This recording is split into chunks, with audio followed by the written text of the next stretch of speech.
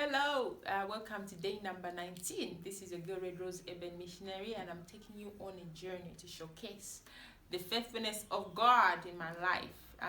Yesterday, I did a video about, my experience in relationships. And I didn't want to do this video because I've done a lot of videos about relationships. My husband even wrote a book about mastering the dynamics of love relationships, and I didn't want to spend more time but then on this matter. But then some people felt that it's important, those who listened to the video yesterday, that I should conclude on the matter because I left people hanging. So yesterday I talked about how I felt the first time I fell in love. I talked about my relationships and so on. And I was just kind of encouraging people to define their relationship. And I ended by saying that people are supposed to take responsibility when the relationship breaks. All right. And I'd like to talk about how I was in an 8-year relationship, and I think, my ex, for now, like from my own point of view, I think there's no point in blaming my ex when, obviously I'm the one who said yes to his proposal. And apart from that, I'm the one who stayed in that relationship. So that's why I always say that I was in undefined. So if I didn't define it, why would I blame someone else? And I'm hoping that even as you are listening, I know it hurts when a relationship breaks, because you think about a lot of things. Am I good enough? And so on and so forth. But I think the sooner you take responsibility, the better. As long as you're still mourning about how, the ex traumatized you, how, your ex did A, B, C, you will not heal from that. And you continue to complain and complain. And the more you complain, you will miss even the man that God has prepared for you. Today I'm talking to the ladies, I think my husband talked to the men last time. So it's really important. And defining a relationship is pretty much knowing. For me, I think defining a relationship has 3 stages, okay? Just on top of my head. The first one is defining it before you get in a relationship. The second one is now that you've gotten in a relationship. So before you get in a relationship, you should be able to know what kind of a relationship you want. So if it's a relationship where there's no kissing, you need to know.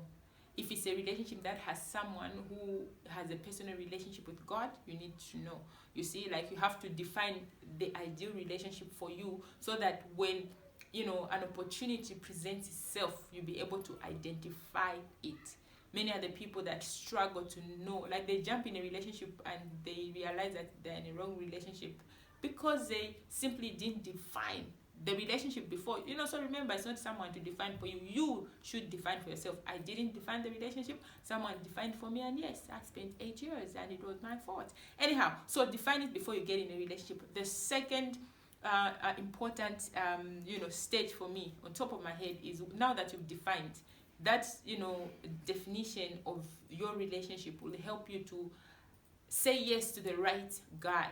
All right. So for example, if you say, for me, I don't like a guy, I don't need a guy that drinks, I don't need a guy that then have a personal relationship with God, or I don't want a guy that has poor character.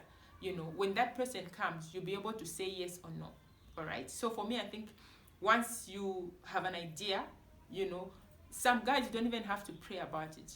You will discern, you will know that is not the right one for you. So for example, if a guy drinks, you will know, unless God tells you otherwise. So you only start to take it to the Lord in prayer if now you say, okay, God, according to my standard, this is the right guy for me.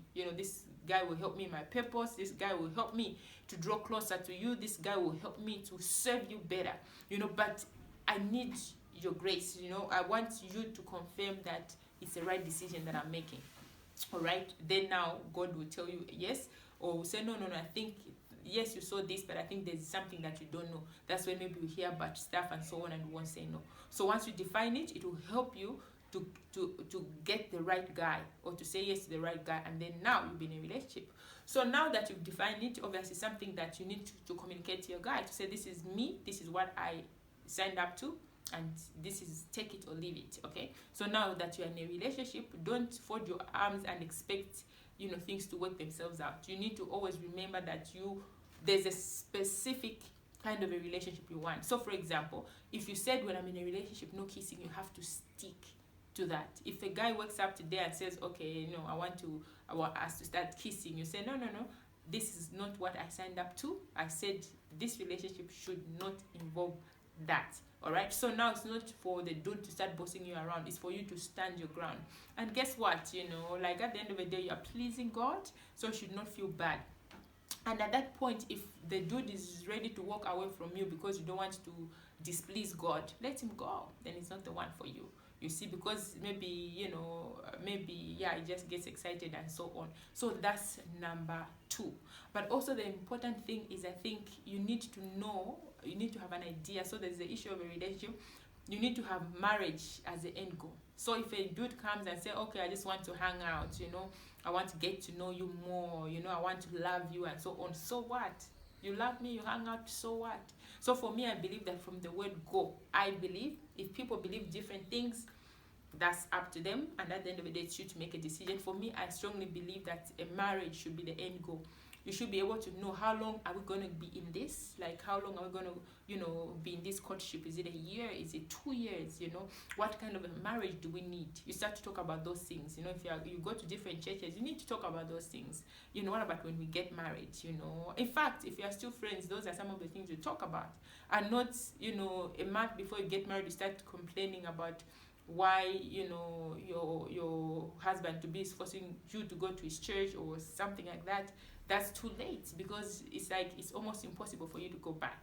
So it's always important to define a relationship before that, and during the relationship, so that can also help you to define together the kind of marriage that you will want, the two of you. I should not underestimate or overemphasize the importance of mentorship. It's very important for you to be mentored. It's very important for you to have the right knowledge. You can only do relationships well if you know how a godly relationship looks like. You can't expect to eat shima if you don't even know how to cook shima. If you just have cooking oil if you just have bilimi and water, you have to have an idea of how to prepare that shima. So maybe alone will not help you to enjoy the shima. So it's very important for you to pursue mentorship. It's very important for you to be whole even before you get in a relationship, because I told you in the other video that for me, I wanted to be in a relationship because it looks good, sounds good, and then someone tell me that I'm beautiful, like that I'm, that they love me and so on and so forth. But that was a completely wrong reason. And I'm not surprised why those relationships didn't work. All right. So it's very important for you to be whole. Like, do you love yourself? Do you know yourself? If someone throws shades at you, like, how does that make you feel? You get it? If someone tells me, like, that, you are slim, you are skinny, that's who I am, and I love that. That's me. So I can't feel bad that, they are throwing shade. They're not throwing shade. It's the truth, isn't it? Oh, maybe this just makes me look a baby. Yeah, I am skinny and I love it, and I'm maintaining that. So if people say stuff about you, how does that make you feel? You know what I mean? If you are still trying to find your feet, if you are still trying to raise your self-esteem, I'd strongly recommend that you spend time to make your identity in Christ solid, so that when that man of God comes, I've spoken about this a lot of times, you will know that he's not doing you a favor by loving you. My husband treats me like the daughter of a most high God, you know what I mean? Like, and he's not doing me a favor, he's pleasing his heavenly Father, and me, I'm the beneficiary, So so it's very, very important for you. I can talk more about this, about relationships and stuff, but I hope this helps. I hope I won't get another request that I should do a video on relationships, but I want to end by saying that when you trust God, when you pray to God, you will not make a mistake. If you asked me a couple of years ago whether or not I was going to know that I was going to make a mistake, I was going to tell you that I was scared because I didn't want to make a mistake. And guess what? God literally held me by the right hand and led me in the right path. So I pray for you today, even as you are listening, that if you're in a relationship that is not pleasing God, may God diffuse that relationship, and may God give you the grace to heal. May God raise people that will help you to heal and to understand more about relationships.